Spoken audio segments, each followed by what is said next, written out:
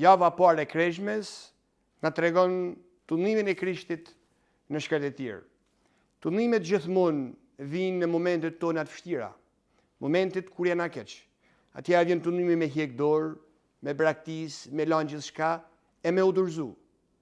Asnjëherë tunimi nuk është fjala e fundit. E fakti se jena keq nuk do të thotë merra pjesë e tunimit. 3 tunimet kryesore që Krishti na porosit sot.